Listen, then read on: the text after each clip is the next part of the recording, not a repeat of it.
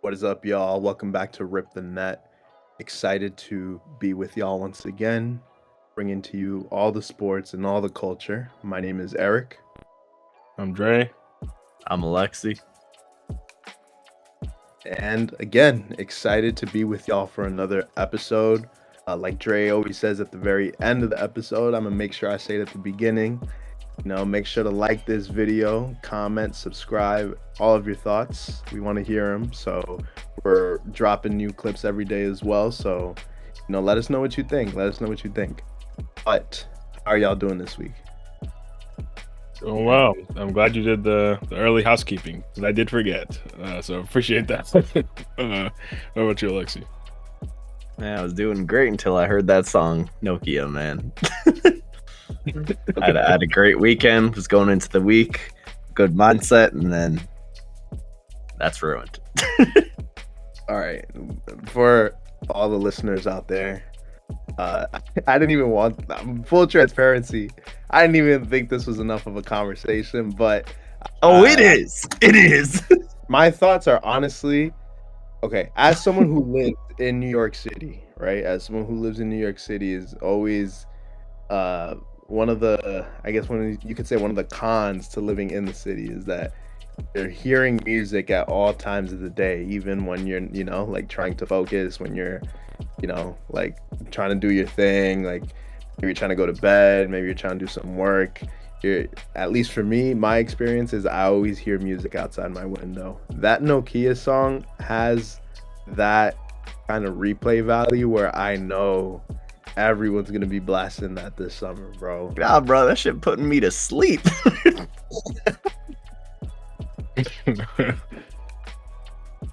Dang. Honestly, what do you think, Dre? It's not good. It's just not good. Like, I don't even want to come across as a hater. Like, I have no agenda in this. But of songs of that kind, which I can appreciate, and Drake has made many songs like that in the past that do achieve what you're talking about, but this is just not up to the standard, bro. He missed the mark with this one. I don't know if it's meant to be like a single or anything, or you're just predicting it to take off like that, but it's just not hitting. The magic that he was hitting with some of those anthems in the past it's not on this one. I mean, that's all right. I too do not have an agenda. I'm just trying to point out, I feel like that's just what the case is going to be. I feel like every summer there's a song that gets overplayed. It gets just, put on replay. And I think this summer it might be this one. One. But they got to be good to the vast majority of people. And I think, for example, last summer, we're talking summer song. What comes to mind for me? Espresso, Sabrina Carpenter. Fire song. Absolutely incredible song. Catchy. It's got the summer vibes. Thinking about you. It just goes crazy. So to say something like this Nokia can compete with something like that? Blasphemy. And I have no agenda. I acknowledge Drake lost the recent beef and has been in a bad place, but that's no excuse to put out bad music. I mean, sure. All right. I feel like this has become my catchphrase at this point, but time will tell. I guess. I'm not even gonna say, like, for me last summer I was probably bumping like that and or something. I was listening to Goddamn Espresso, but yep. Like this song, I think maybe it's a little too early to really catch on for the summer. Like, even if somehow this is that song that you're talking about, Eric, which I'm not saying it might not be. There are a lot of delusional people out there who might think this is good, including you, but like, even if there's a song of that level, there's a lot of time for a song to come out to eclipse this and become like the song of the summer. So it would have to have like decent staying power, I feel like, to last the next few months and then last the rest of the summer, if that makes sense. And that's fair, man. That's really, really fair. Like I said, I'm not pulling for this song by any means. Like I have stated before, I do not have my ear anywhere close to the hip hop scene anymore. It's me not neither. not my thing. But I was in the gym just now, and it was, I think, the first I had heard it over the past few days, like scrolling on social media, and I've just heard like snippets of it. But today I was in the gym and I heard it for the first time, and I was like, "What is this?" And then I recognized it just off of the hook, and I was like, "Oh, this is what this is." I was like, "Nah, this is one of those songs that no one is gonna be able to escape this summer." So that's my take. Yeah, man. I feel bad though because I know for sure that employee who had that ox was fired after that. So it's a tough world we live in. Correct. And I will be escaping this. I promise you that. I will be escaping. If I didn't freaking give Espresso one stream last year, and that one was like actually hard to escape, and I was trying my best. Like that one, they were still trying to put that in my ears. This one, silence, bro. I'm not hearing this. I'm not hearing this. All right. Okay, agree to disagree. Anyways, on to more important topics, man. I always get excited when we talk wrestling on this podcast. This past weekend in particular, man, we had the Elimination Chamber pay-per-view, and it was a memorable one. I think aside from the elephant in the room that we'll get to, it was just an overall great show. I think every match delivered. I think Kevin Owens and Sami Zayn, two of my favorite current wrestlers. I would say Kevin Owens is probably in my top 3 from the current era, just like favorite wrestlers right now.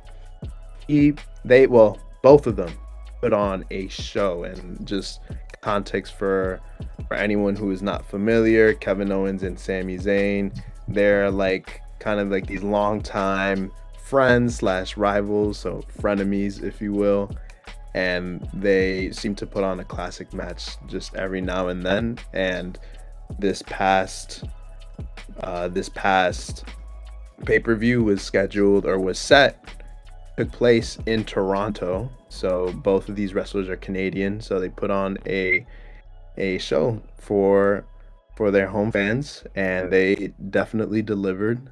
And I guess the other big thing from the night, there was the women's elimination chamber match won by Bianca Belair. Shout out to her.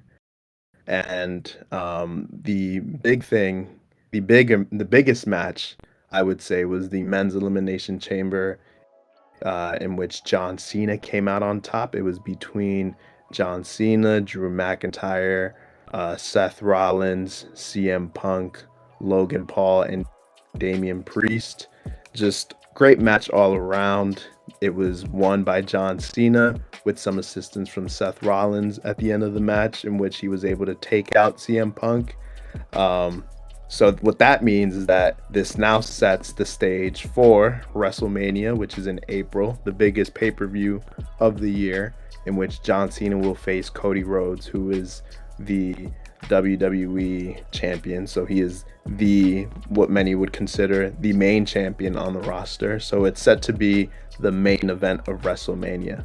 However, when John Cena won this match, people, it was portrayed as this potential babyface versus babyface match. And what that means is just good guy versus good guy. So just two fan favorites duking it out in the ring for the title. That's what the stage was set to be. That's what the match was set to be. But the pay-per-view ended with a little segment that had been teased for some weeks, in which The Rock returns and he gives Cody Rhodes, the champion, this kind of ultimatum where he can align with him or not. Basically, for those who may not know, The Rock is also on the board for TKO, which owns both the UFC and WWE. So what this did is it kind of plays into the real life kind of just administration picture, where Dwayne The Rock Johnson has a big say of what goes on in the world of WWE these days. So his Rock character, Hollywood Rock, has been around for about a little bit over a year now, and he gave Cody this kind of ultimatum where he could align with him and kind of be carried under The Rock's wing, and therefore be granted favor from The Rock and the administration. And so the show, Elimination Chamber, it ended with this kind of, Cody, are you aligning with The Rock? You know, what do you say? Here's everything that I'm putting on the table. Are you joining me or are you not joining me? Cody then rejects The Rock's offer, kind of teases that he's about to join him, but then ultimately rejects it. John Cena is also in the ring because he's just won the final match, so he embraces Cody, and as he's embracing Cody, he makes eye contact with The Rock, who kind of does this little signal where that little execution signal with the fingers along the throat or along the neck. And what happens is Cena ultimately low blows Cody, attacks him, beats him up in the center of the ring, even chokes him out and makes him bleed, does the whole 9 yards, the heel turn that we thought we would have never seen. For those who may not, I feel like I'm just giving context after context, but the last thing I'll say is John Cena has been a good guy or a babyface for over 20 years now. So he originally started with his Doctor of Thugonomics gimmick, in which he was this like kind of just rude, very raw freestyle rapper, kind of like hip hop portrayal, white guy from Massachusetts, but he would just diss everybody in the ring. And he would also, he was just like a very rude kind of wrestler. And then he ultimately became kind of like this very, I guess you could say, perfect poster child for WWE. And he's had that image for over 20 years now. And what happened this past weekend was basically a heel turn, or you could say the hero becoming a villain for the first time since the early 2000s, which was a shock to many, to say the least, and definitely broke the internet. I think they broke the internet. A lot of people were just speaking on it. A lot of people were shocked. So, there was just a lot going on. So I know that was a mouthful, but I wanted to make sure I gave you all the appropriate context. So wanted to know, what are y'all's reactions to this? And did y'all see this at all? I mean, I know, Dre, I was bombarding DMs with crazy, like, oh my gosh, like, are you watching? But I want to know, did y'all see this on your feeds? Seeing people speaking on this, what have you seen through the lens of social media so far? Yeah, actually, I'm more curious, Alexi, if you've seen anything not being in the ecosystem. Yeah, I've actually seen a surprising amount of stuff, I feel like. I feel like I get John Cena on my feed fairly regularly just because he does so much. I mean, he does WWE, he acts in movies, like he's in Peacemaker, what is it? Peacemaker, Peacekeeper? I almost said pacemaker. Now that you're saying it, now you're making me yeah. I think it's Peacekeeper. No, Peacemaker. Peacemaker. Right? It was Peacemaker. Peacemaker. Peacekeeper is the gun from Black Ops 2.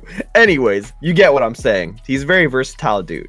So I see him every now and again, but I saw him a lot after this.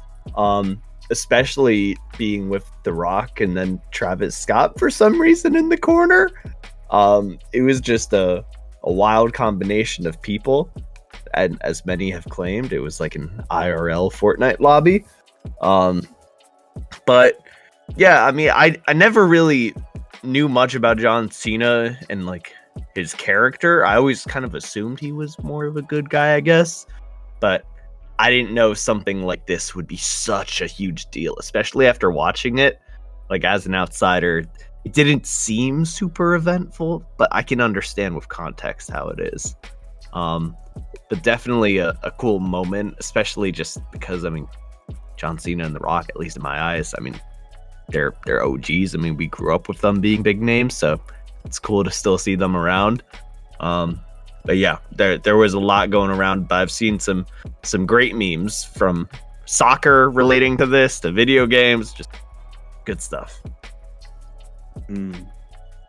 Interesting, Dre, and I like that you said that it didn't seem like this like big moment, because I definitely understand that. I think on the surface, it's what wrestlers do, right? They attack each other, they betray each other.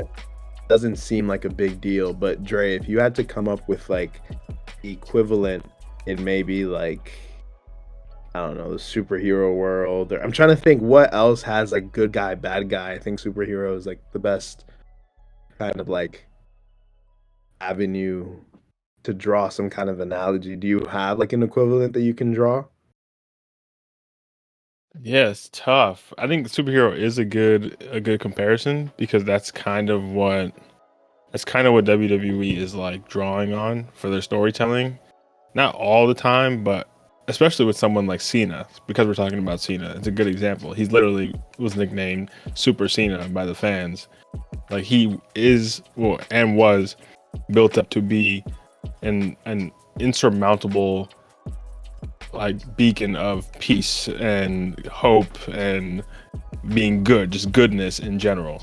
Kind of similarly to how Hulk Hogan was back in the 80s and I guess into the 90s, before WCW. But I'm trying to think of, yeah.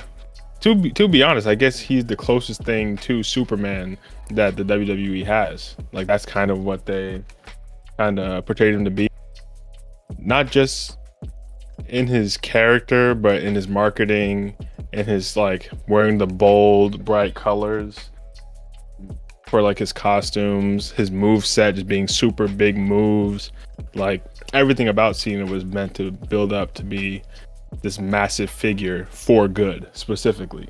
So I guess it would literally be like Superman using some underhanded tactic. And even then, there are comic storylines where you have Superman being evil, maybe not through his own like choices, maybe sometimes like maybe brainwashing or something else, but even then, it's more likely that you see an evil Superman arc than an evil John Cena arc, which is crazy to say, but that's just the reality of like Cena's history in the company, unless you like take into account like ruthless aggression or something like that. But other than that, Cena, even being the doctor of thugonomics, became such a beloved character.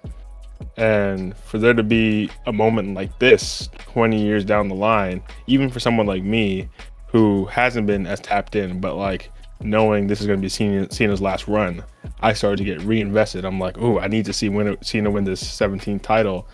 I'm rooting for him. And I'm sure a lot of people are like that. Cena's like a good representation of like growing up, if that makes sense. How do I put this? Like, Cena's like, when you're a kid, you love Cena. When you're a teenager and you're going, and I'm not saying this is me specifically, but just like in terms of like how stories tend to go. And you're a teenager, you're kind of rebellious, you're kind of angsty, whatever. And you're like, oh, you think you're too cool for Cena. But when you become an adult, you're like, actually, Cena was pretty dope the whole time. And I feel like that's been Cena's arc with the WWE fans. Like, they started loving him, and then he was so much a force for good and just on top the whole time that people were like, this guy kind of boring. Like, I'm kind of fed up with Cena. But he was still putting the company on his back the whole time. So even if the crowd was turning on him, really deep down, they always respected him. And he like just soldiered through that. Even when he was getting booed constantly for years, he was still putting on the front of, I'm John Cena. And I'm not even gonna say front. Cena seems like just a great person in general. So it made sense for someone, a human like him, to portray a character like this. But even through all that, he's good Cena getting booed for years. And now that it's come full circle, he's finally getting cheered again because people are like, actually, you always did respect you. Now, when that's at its fever pitch and it's time for you to go win that title as a face, you go and make the switch to go out. I'm not saying he's going to necessarily go out as a heel. Maybe we'll have something at the end of the year to go back to being a face or something. But to make that switch now is honestly genius. And I think even for both for Cena and the company, I think is genius. But I can understand Cena being about to leave the company, and he's like, I kind of want to experience what this is like, because he never actually got to do it properly. Like, even if when he was being booed, he was still, like I said, he was still being the good guy. So for him, before you go out, if you want to have this run as a heel, I think he's earned it, and I think it's a perfect time to do it, especially with The Rock, because The Rock kind of got forced into it last year, which is kind of funny. Like last year, The Rock was trying to was doing the comeback as like the big boss kind of thing. But before he really leaned into it, the fans weren't having it, and he was like, okay, now let me make this my character. I'm going back to the old school Rock theme. I'm going to be like the final boss. I'm going to blend the lines of like I'm the corporate guy and in the ring, like talking to guys. But Cena, it seems like this is fully a choice to do this. He didn't really get forced into doing this. So I like it. I like it a lot. And I think it makes sense story-wise, because if Cena is so hell-bent on getting the 17th title, the people who are really hell-bent and will do anything to achieve that are the heels. The faces, they have like that determination, and it's supposed to be earnest, but sometimes it just doesn't work out for them because they're not willing to go to any length. But the heels are. So if Cena's actually going to win the 17th title, this makes a lot of sense for me. 100%. And I like what you said about John Cena does kind of carry that arc of what it is to grow up, because that is what it is. And I think when everyone was booing Cena, a big part of that was also the product had grown stale. John Cena was the main good guy. He was the main person who would just win all the big matches. So if there was ever a big match and it involved John Cena, all the fans knew, okay, Cena's gonna win in the end. Cena is Super Cena. He has so many, like, I guess you could say, like, memed nicknames, like Big Match John. Like he just becomes this, like, okay, like this, here comes Cena, like here to save the day again. And it got boring, right? So people were clamoring for a heel turn maybe a little bit over 10 years ago. I think around the time when CM Punk was kind of taking the world by storm, like 2011-ish. People saw CM Punk as like a breath of fresh air, and that's why they got behind him so much, because they had just been forced fed this John Cena character that they had been growing tired of, right? And like you said, now that he's in the final phase of his career, in the final year, people weren't expecting him to turn heel. So the fact that it happened is just such a major twist in the story. We thought it was going to be this really nice, really wholesome farewell tour where we get to see Cena chase that 17th title, but now it's storytelling, and it's storytelling that has been in the works for over 20 years. Like there is just so much history that was involved in that turn, where I completely understand why people were shocked. I myself could not believe it. I literally was messaging people left and right trying to get people's reactions, and almost none of my friends were watching it, which was so funny yet so frustrating, because I was like, I need someone to like hear me out on this. I need someone to talk about this too, because it's so insane. It was so wild. And now I'm just that much more excited to see how WWE is going to write this story. How are they going to write this script? It looks like Cena's going to win the 17th title. Is he going to do it under his alliance with The Rock? There's also speculation that because The Rock kind of put up two fingers when John Cena did his heel turn, on their way out, The Rock put up three fingers on his way out. And now people are thinking, is there a third member who's going to join this like weird faction? Like, if so, who is that going to be? There's been people who speculate, is it Jey Uso? Is it Seth Rollins? You know, there's just so many directions in which this can now go, where I'm just so excited to see it. So again, I think since the arrival of Triple H, since Triple H has taken over creative, we have now seen that the storytelling that's being delivered has years of history involved in it. Last year we had Cody Rhodes win the World Heavyweight Championship, and what that meant was, okay, here's this second generation superstar who was initially in this company as this kind of comedic guy. People didn't really care much about his character. He was nothing more than just a legacy. He was literally in a faction called Legacy, and in the end, he leaves the company. He kind of has this like prodigal son kind of story where he leaves his the company that made his father, that made him, and then becomes world champion on the biggest stage. And that, that I think was such a good story because of all the years of history that it had underneath the script. And I think we're just going to continue to get that this year, which is why I'm just so blown away, because I'm like, man, I was not expecting this, as I feel like many people weren't. So to me, I'm just happy that it happened.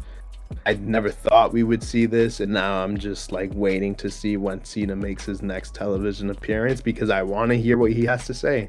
I want to hear what was your logic? Why did you do it? Is he going to come out in new ring gear? Is he going to have a new theme song? Like, these are all things that I'm just questioning now, and I'm so excited to see what happens. Same here. Although I will say, if his entrance music is so iconic that I feel like it's tough to.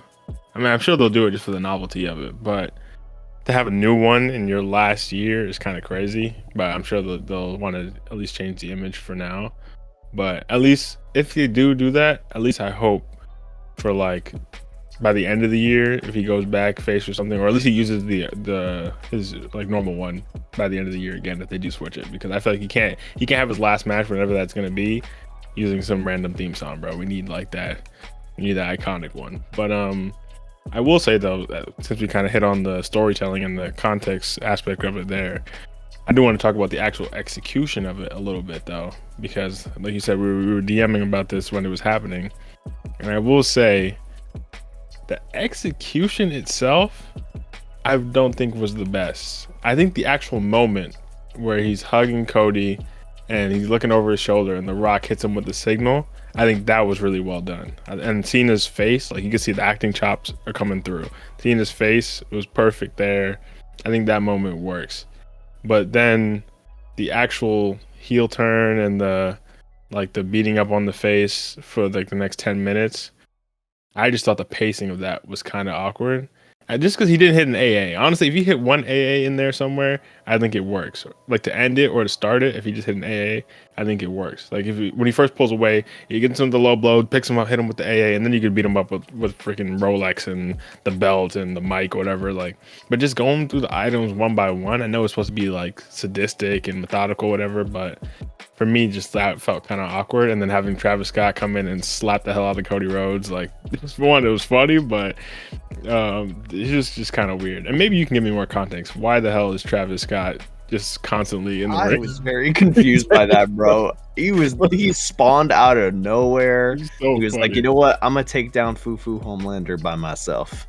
Not for real. Ooh, that's crazy. But I know he was on the first episode of the Netflix Raw. From what I understand, he does the theme song now or something like that. But it just feels weird that he's like coming out with The Rock. That you're having the If You Smell turning the Fiend, and then he's just like coming out making his entrance with The Rock. Like the whole thing just seems so random to me. But I don't know if you have more context for that. Yeah, no, I don't. I don't have much more context. I am also very confused as to why Travis Scott is there.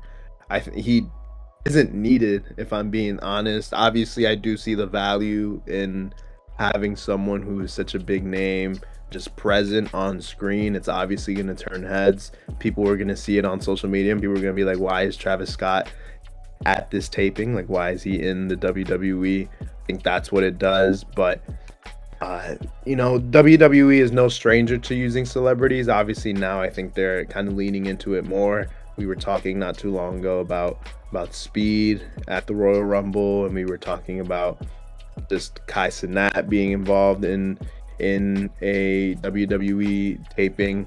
So it's always happened. I am also thinking right now of back, I think it was WrestleMania 14. So this is what, almost 26 years ago, where it was Shawn Michaels versus Stone Cold, and Mike Tyson was present, and he was, to be fair, he served a much more pertinent role in the match. He was a special guest referee, But even then, it was a little bit like, okay, you have two of the biggest wrestlers in the ring. Why do you need another big name just to chill in the ring with them? You know, like that's how I feel.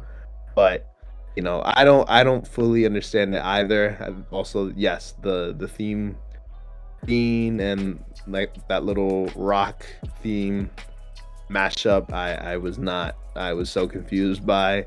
But to be honest, I think I was so happy that I just ignored Travis's involvement. Haven't really thought much about it because I was like, all right, ain't nothing gonna bring me down. Nothing is gonna bring me down from this excitement that I'm currently on. This kind of, this crazy moment. I'm not gonna let anything ruin it. But no, I do not have any answers about Travis. Fair. It was funny. Like when he came out with Fiend, bro took I don't know what he was drinking. But he took like 80 sips before the beat dropped. Bro. He just kept sipping. The beat didn't even drop. I think he just didn't know what to do with his hands. It was kind of awkward. And I don't know where the drink went. I kind of missed that part. But I saw him sipping something when he left the stage. So I guess he just he added dropped on it him. off and picked it back up. Yeah. I do think it was funny because, like, speaking about the execution too, the way they were just slowly hitting him with object after object. One thing I hate, I know they always do it, but I hate when it's so obvious, is when like they do something and then they clearly pose for a photo.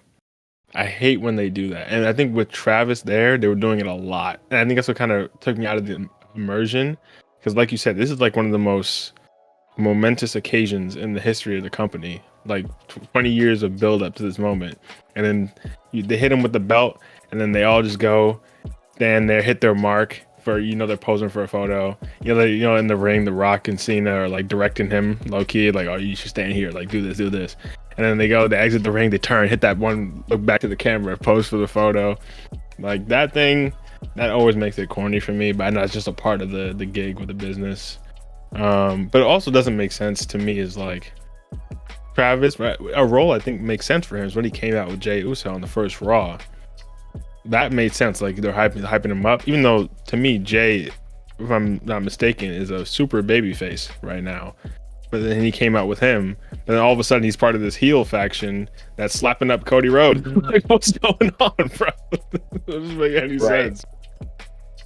Right. So, okay. I realized too, I didn't get to your like execution. I know you didn't necessarily ask. Yes. Yeah, I don't know if you asked for clarification on the execution, but that is also an important thing I did want to get to because there is some storytelling involved in the execution. I'm fully with you. I also wish he had hit the AA. It's John's finisher. I think it makes sense. But I also think it's cool because this now means we may not see John Cena hit Cody with an AA until WrestleMania. So that's going to make that moment just that much bigger because there's going to be like like when he hits it, people are going to be like, and if and when Cody kicks out of it, it's going to just make it that much more of a moment. And I think that's definitely intentional.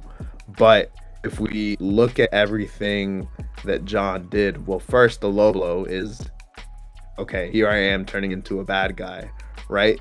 The next thing he did, he actually picked up a Rolex that was gifted to Cody by The Rock at last year's WrestleMania. So he hits Cody with the same gift that was given to him by the final boss, who he is now aligning with. So I think there's some symbolism in that, right? This person who appeared to be your friend has set you up this entire time, and so therefore, right, I'm gonna hit you with the gift that he gave you to show you that no, we are no longer with you, we no longer care about you. So he then he then throws a few punches at him to kind of just add insult to injury. He then hits him with the mic, which I'm like, okay, I don't know about that one. Like I was a little bit confused by that one. The microphone, I'm like, it's been done before, but I'm like, there's worse objects to hit somebody with. I don't know why we just didn't go with like a steel chair. Like if we were gonna go with full foreign objects, why did we go with the mic? I don't know. It was accessible. Who knows?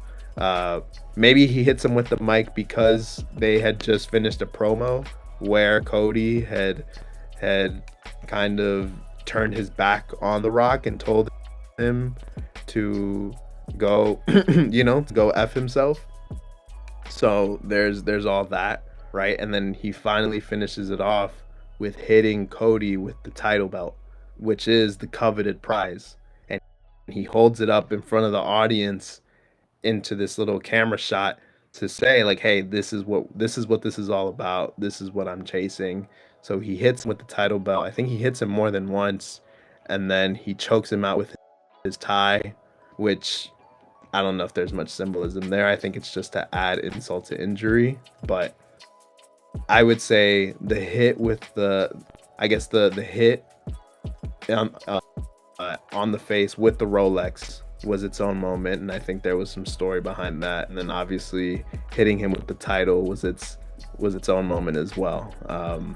When you consider Travis's involvement, I also do not know what it added to it. Maybe Travis is now involved in this WrestleMania storyline, but I don't know beyond that. But then the last thing I also want to mention is that Cody does have this like little belt that he wears in his wrestling attire, like his little jacket. And what The Rock did was whip him with it, which he did last year prior to their match as well.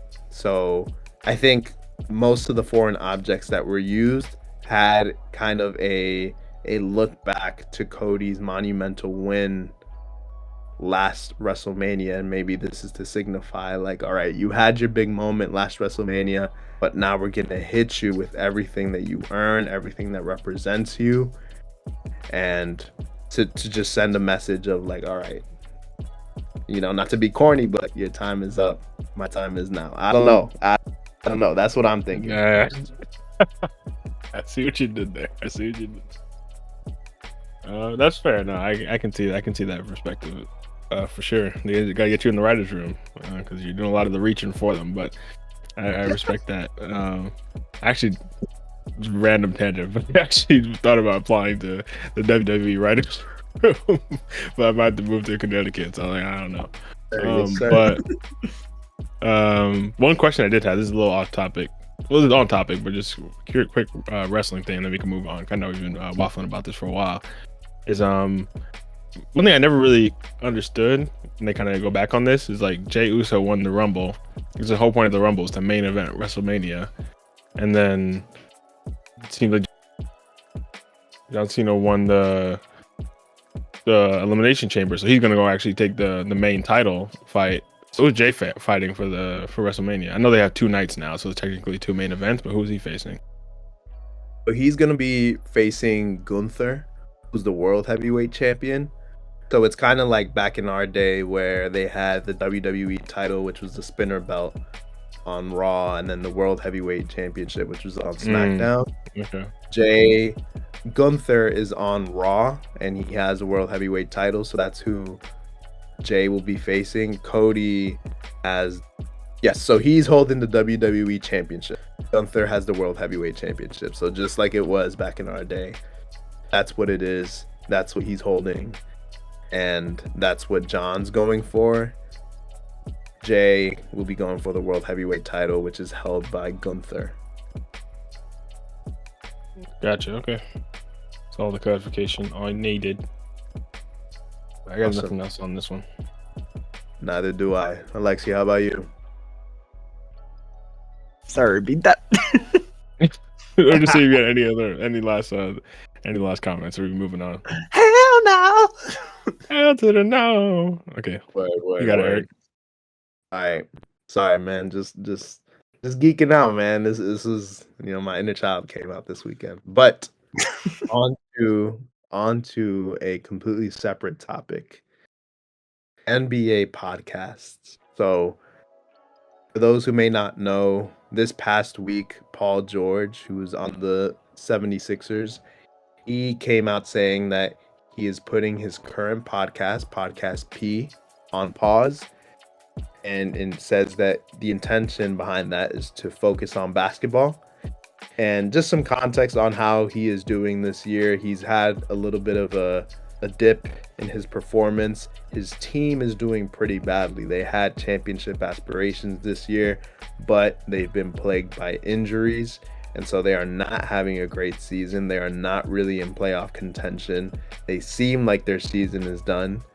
So here comes Paul George. And this is not me trying to take a jab at him by any means, but he's now saying like, hey, by the way, this podcast that I do, this podcast that a lot of people criticize me for having, I'm actually going to put it on pause for the time being to focus on the season.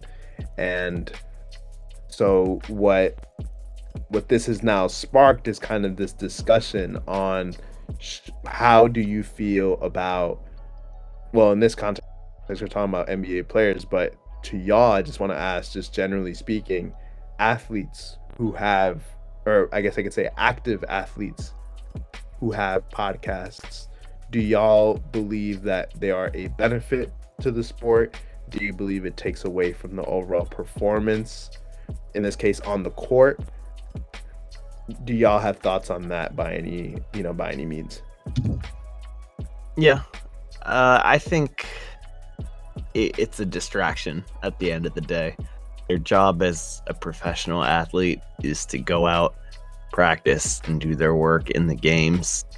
I think especially with social media and just the amount of constant criticism on TV, social media, Reddit, whatever, like it's just a constant flow of that, and it can be very easy for a player to be distracted by that, take that personally.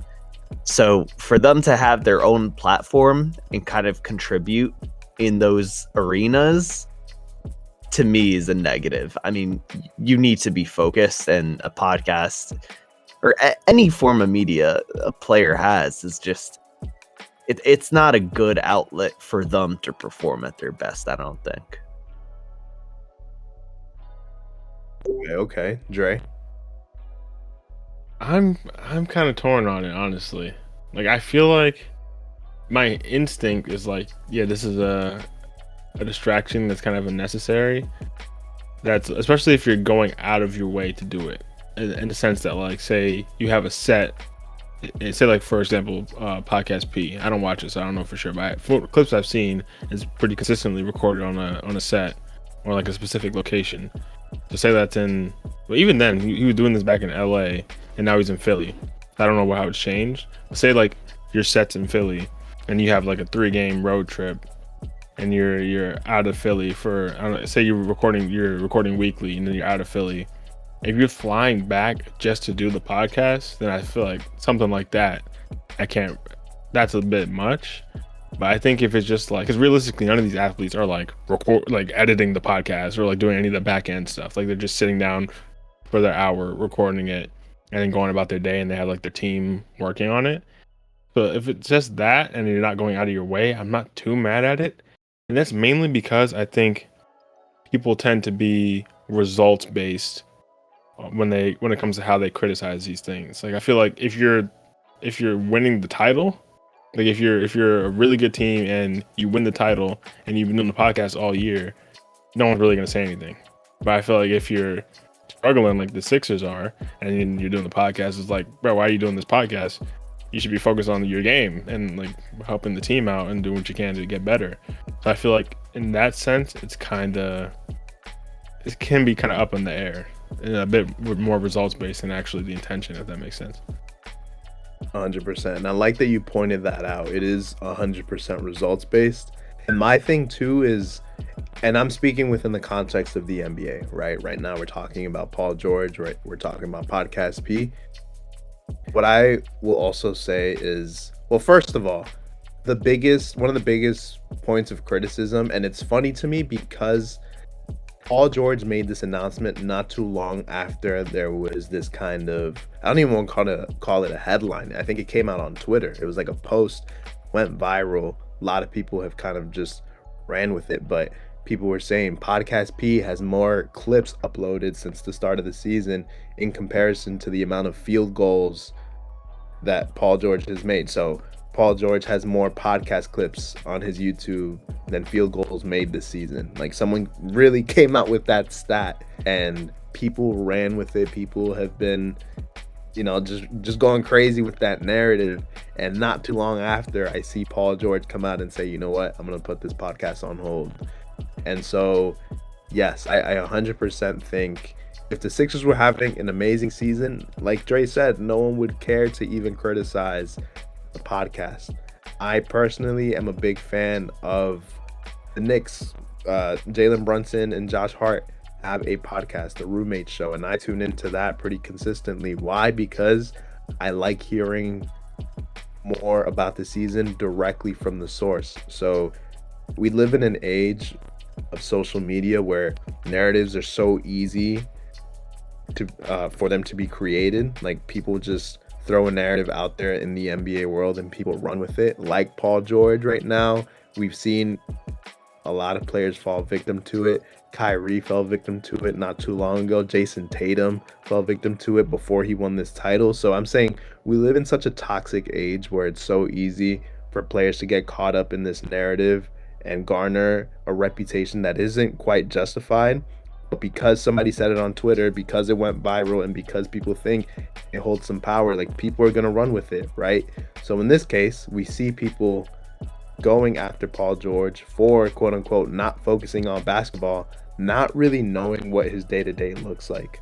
So that's another problem I have, right? Like, this isn't, I don't think a player's podcast gives any indication on how much effort they give on and off the court. I believe that's like the equivalent of saying NBA players shouldn't watch Sunday Night Football, because realistically, like Dre said, they are not editing their own podcast. They're probably just recording. Maybe they're setting like an additional hour and a half throughout the week to plan the episode, if that, because even in most cases they have a producer who's kind of pulling all the strings behind the scenes, getting all the guests on board. So realistically, this is like a 2 to 3 hour commitment throughout your week.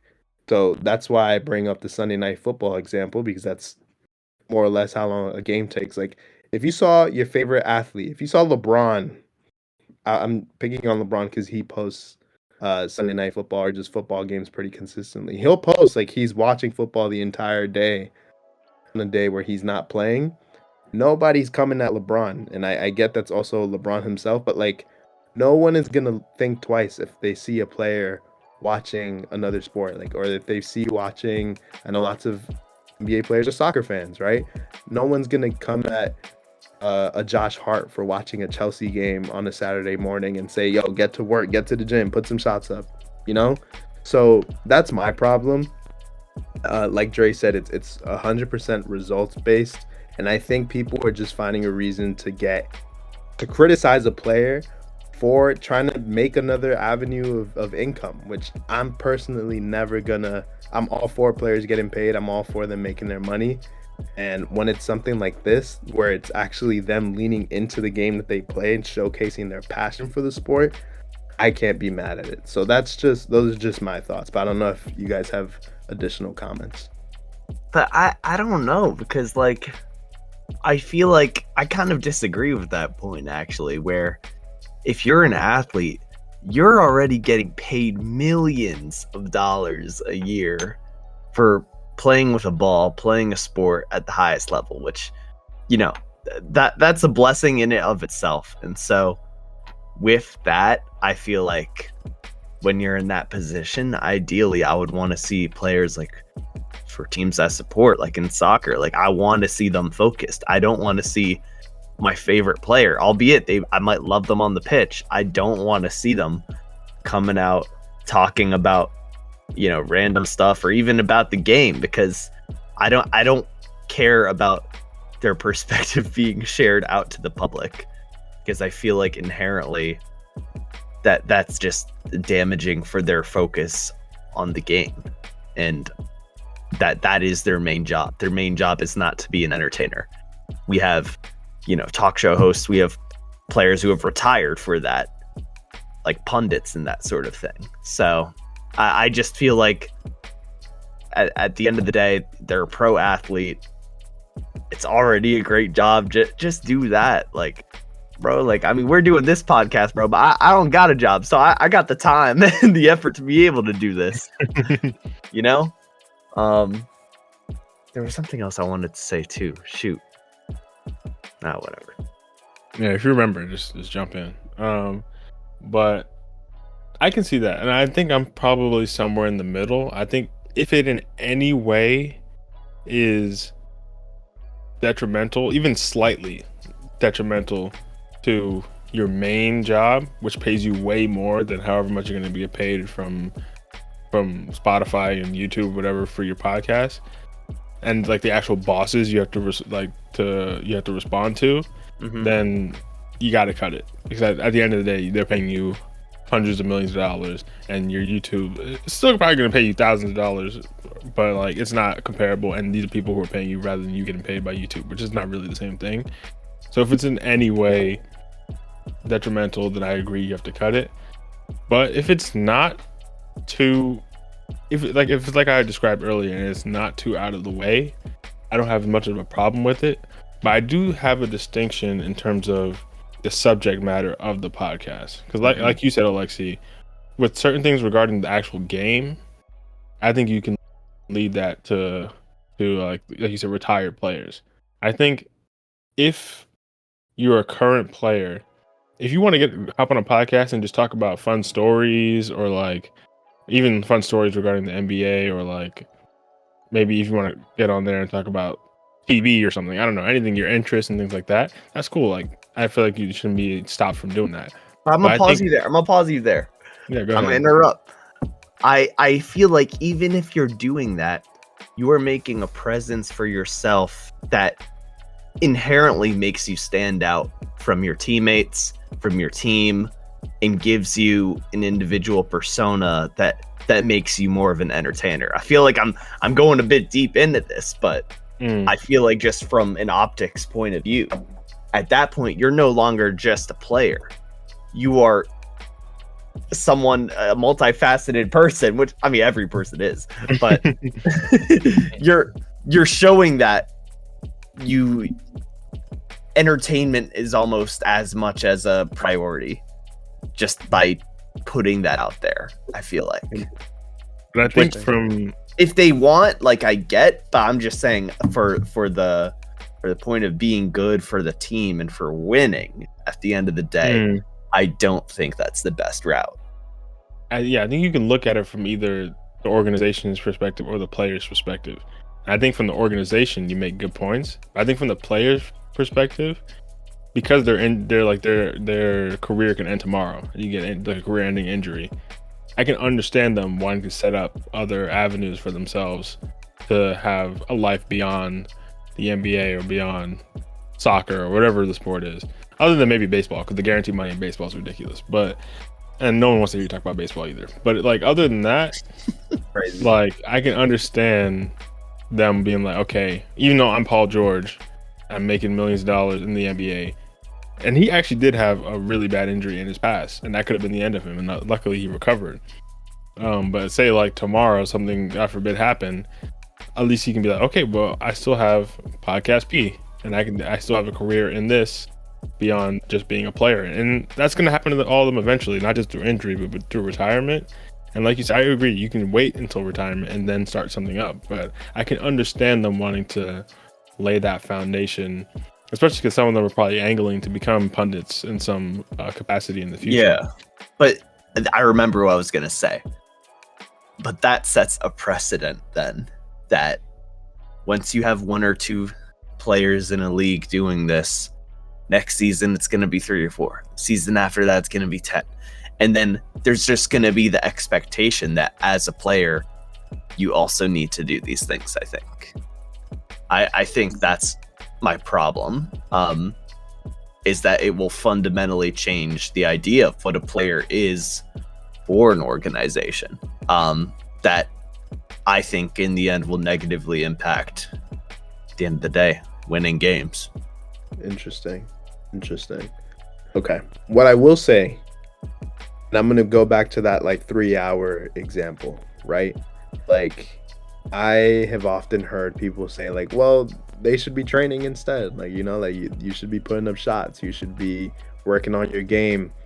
I think realistically, yes, 3 hours is a lot of time, but 3 hours a week, like, I don't know if you really boil it down, that's somewhere around, that's like less than 30 minutes a day, right? So if you do the math, it's like less than 30 minutes per day. I don't think the amount of training that you do in that time will be enough to, in this case, since we're talking about Paul George, to get the Sixers back on the winning column, right? Like, I don't think in any way it turns their season around. I think right now the Sixers have much bigger issues, and people are using Paul George as a scapegoat because he's putting his face on social media, because he's putting out those podcast episodes. So I see where the criticism comes from, but I just realistically don't think the product on the court changes that much if you take the pod away.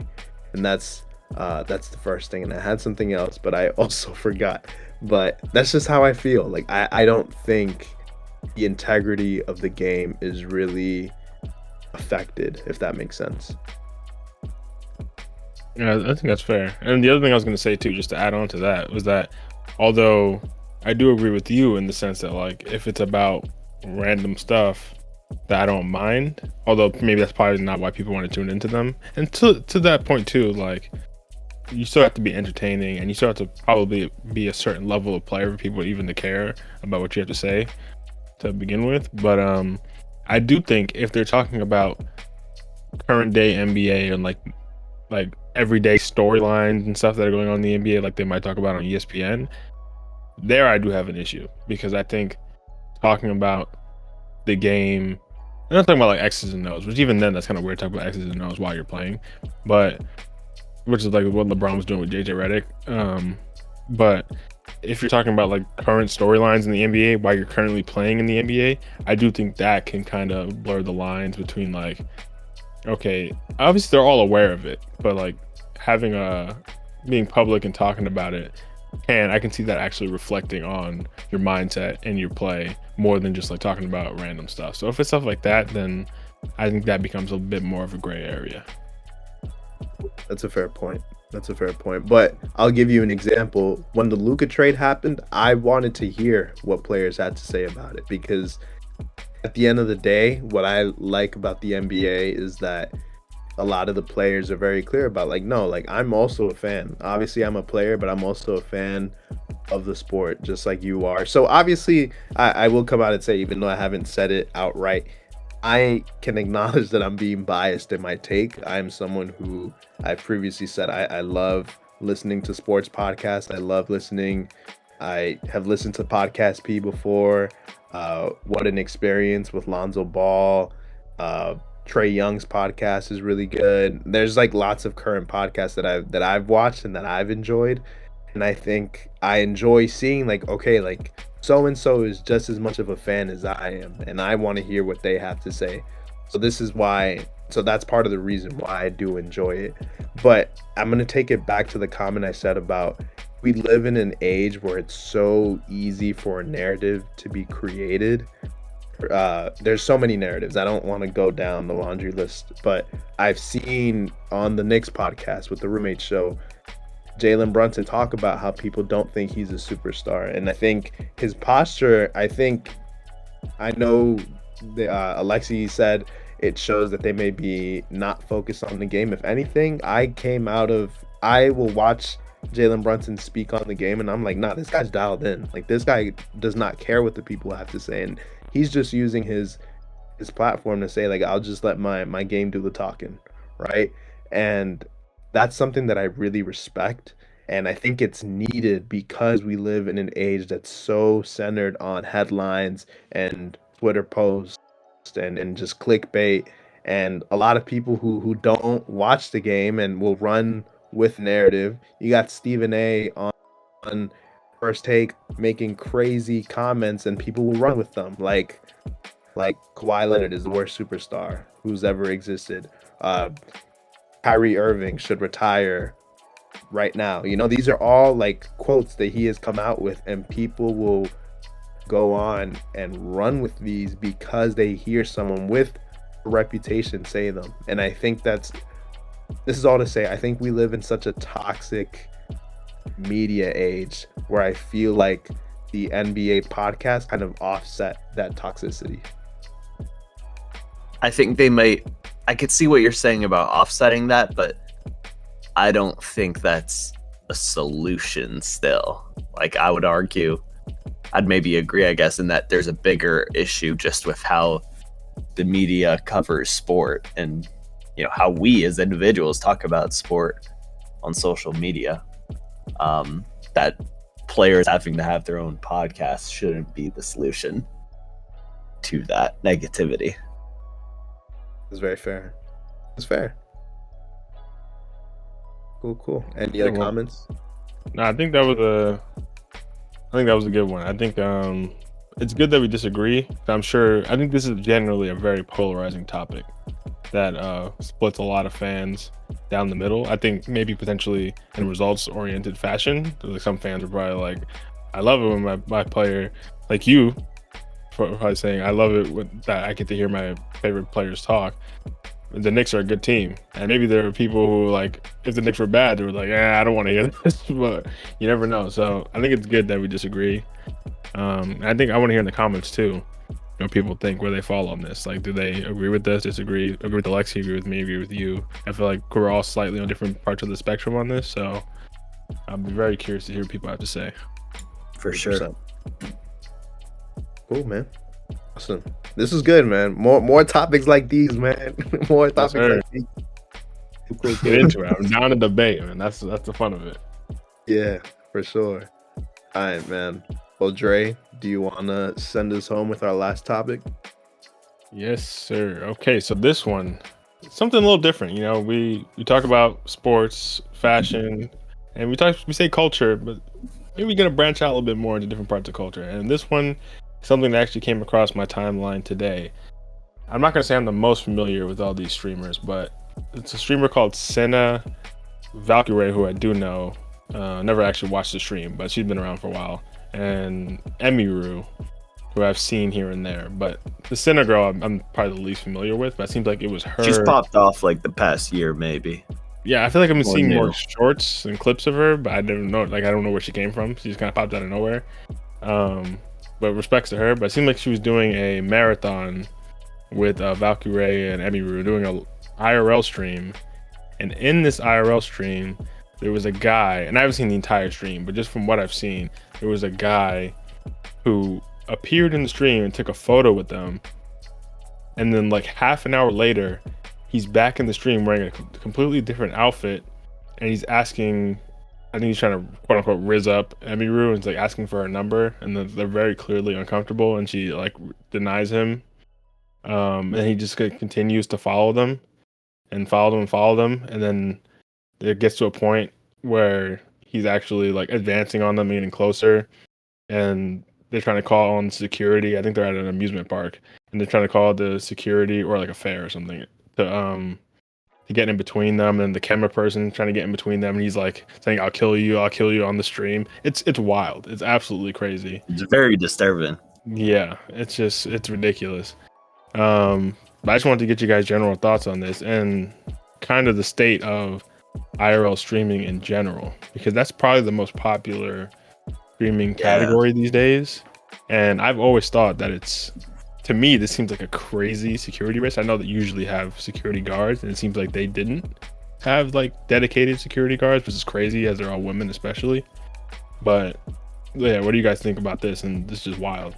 Yeah, it's sad to see. Firstly, I just want to note that like it's so disappointing seeing half of the reactions being like, oh well, like they should have known better and hired like, you know, security for that. Like, it shouldn't be the norm if you want to go to the fair with some friends that you need a security team, you know? And that especially shouldn't be a thing you think you'd need when you kindly reject someone for like, you know, wanting your number or whatever. But that's the first thing. There's been a lot of victim blaming going around, so that's sad to see. And I think like just with IRL streams, it's always been such a strange concept to me because typically, I mean, I know technically you're allowed in public to like video and take a photo of anything, but typically, you know, if you want to take a photo of someone, you ask them, or like that. There's an idea of consent and like being able to say, yes, I do want to be recorded, whatever. I feel like IRL streaming has destroyed that and turned almost every random encounter or thing in the world into an opportunity to like clip farm. And like, you know, you could see a family and think you're being funny, and like maybe it'll be funny on TikTok, but for the actual people in that moment, it's probably very weird and maybe disturbing. So I have a big issue with IRL streaming personally. I don't blame them for doing this stream because I mean, being at the fair, it's whatever. But it's scary too because of things like that where people can track you down super easily, and you know, there are a lot of creeps in the world. You never know what someone's gonna do, especially when they have your location. And when you're a woman too, just like in today's culture, like, you know, it's not safe. Yeah, 100%. It's so funny too that Dre had shared this on like as part of like our planning for the episode, because this is probably the first thing I saw when I woke up this morning. Like I woke up this morning, Same, yeah. grabbed my phone, and this was like the first thing I saw on my feed, and I was so confused because I'm not even familiar with these streamers. I'm not even crazy tapped into the streamer world. But yes, in the short time that I have seen IRL streaming pop off, which I believe it normally pops off more in the summertime because, you know, weather's nicer, people are out and about.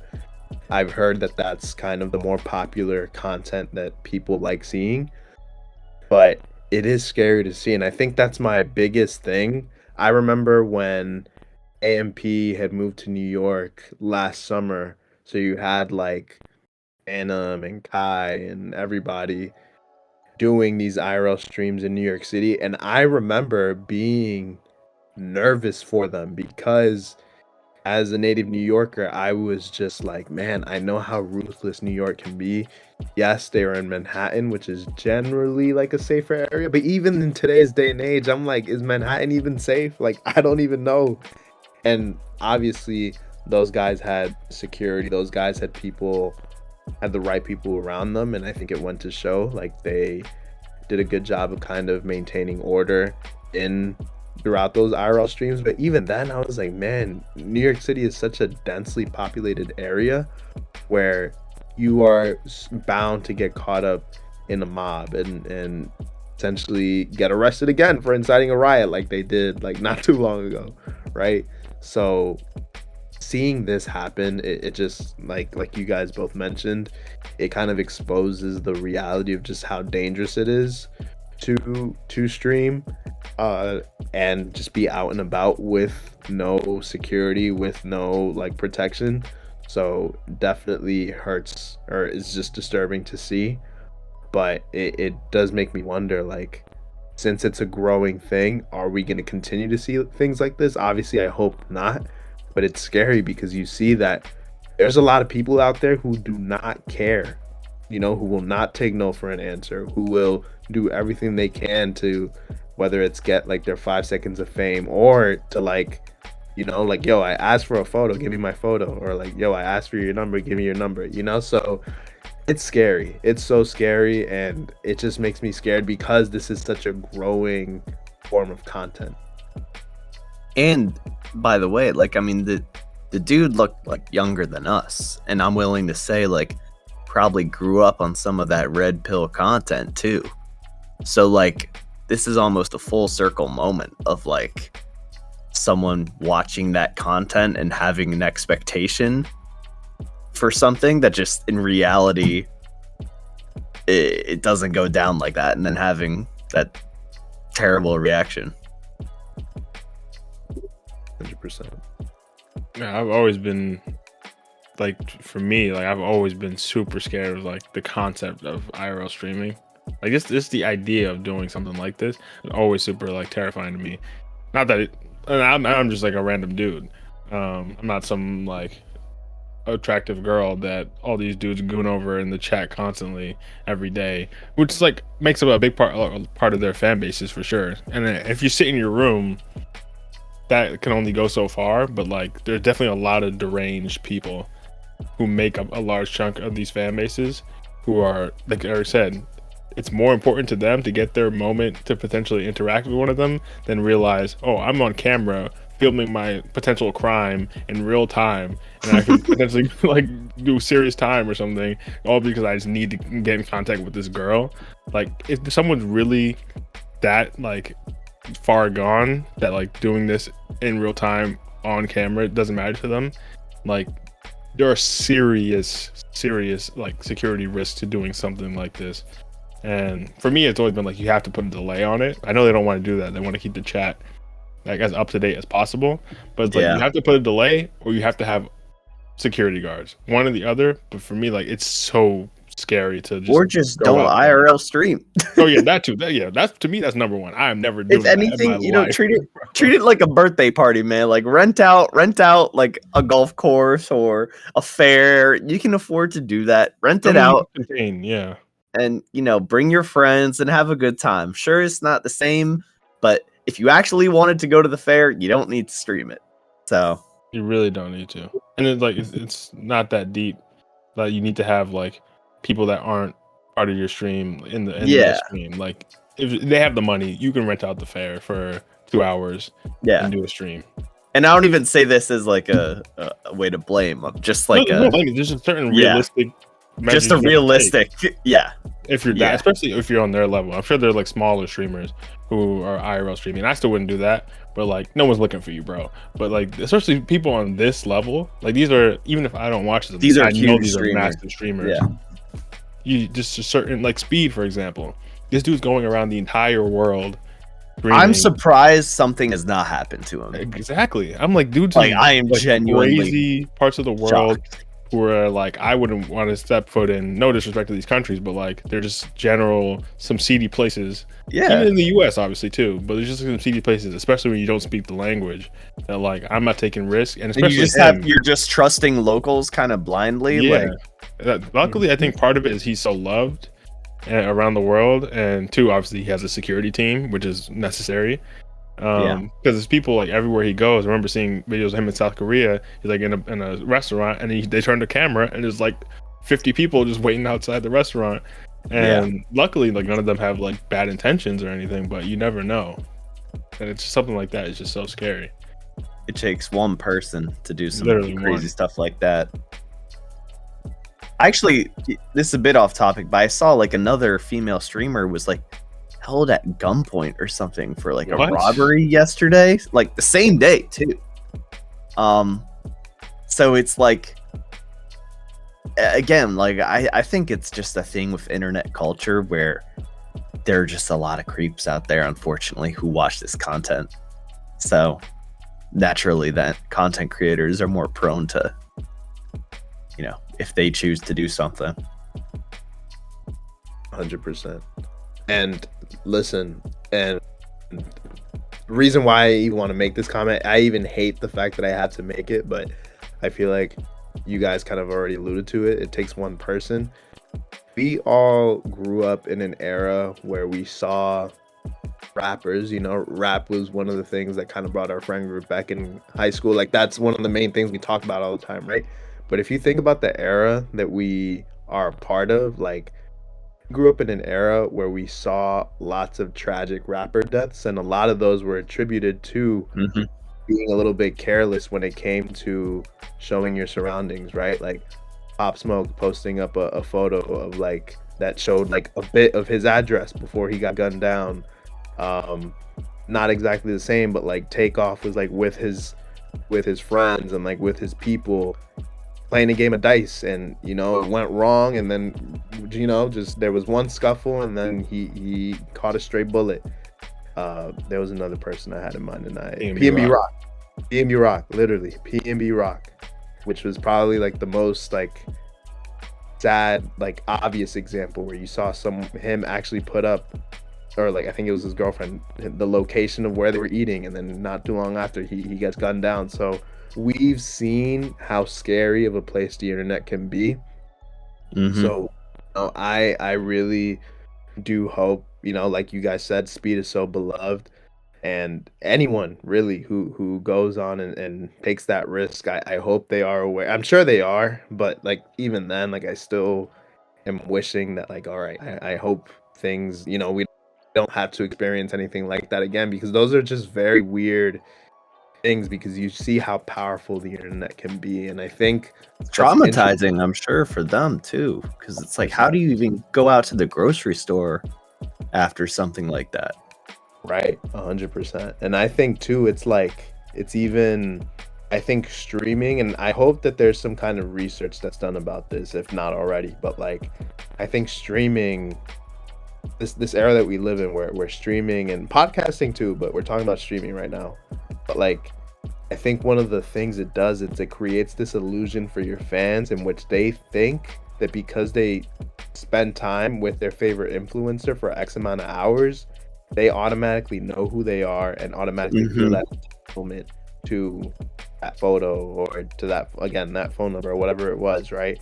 So I think that's actually one of the downsides of streaming, where you have a lot of those entitled fans where they will come up to you thinking that you will say yes to them just because they mentally have spent so much time watching your content, in which they're like, yeah, like obviously such and such person is gonna say yes to my request, So that's another thing that I kind of want to see more on, like the science behind it. Like, how has this shifted just the mindset of the fan base, of the audiences that are taking in this content? Yeah, I think that's a great point. Yeah, I fully agree. But I will say, just to wrap this up on a potentially different note, and maybe this is a completely other topic we can talk about in the future, but there's one instance in which I do actually like stream sniping. I'm not even going to say the name of the guy. I don't want to give him any airtime, but I'm sure you'll know who it is once I describe the scenario. But there's this streamer. Actually, there's a bunch of them. I've been seeing a ton of them recently in Japan. I hope it's not who are doing this. Oh, But there's one guy who's kind of popularized it. You know what I'm talking about. But then like there's a bunch of copycat streamers doing the same thing. Yesterday, I literally saw like so many clips of people just going and trashing Japan and disrespecting the locals and stuff. But there's one guy especially who's known for that. And then actually in South Korea, he was like disrespecting like just the locals there, their monuments, things like that. And because he was IRL streaming, some Koreans pulled up on him and just started scrapping him.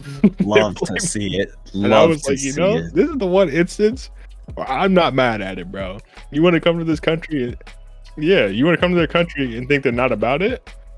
And then you want to just disrespect their country, and they pull up on you. You asked for it, bro. Like I wasn't mad at that, bro. They were giving them the work. I saw one dude pull out a sword on him. Like it was crazy, bro. A sword? He didn't actually get hit with it, but it was just crazy, bro. Like that was the one instance I was like, screw this guy. That was actually justified. But in general, this is really a scary thing. Yeah, no, that's a whole other issue of IRL streaming. Just people making now careers just simply off being disruptive to people, nuisance streaming. Yeah. What do you think I was going to say, Eric? I don't want to say it. I don't know. Okay, we can talk about it later. Yeah, but I feel like it's a good spot. I feel like that's crazy. I feel like that's a good spot, unless you guys have anything else to say. No, that's it for me. That's all I gotta say, man. All right, well, that was a great episode. A lot of fun topics that we were able to go back and forth on, even if we agreed on some of them, disagreed on others. But just interesting things going on. And we want to hear what you guys got to say in the comments about all of them.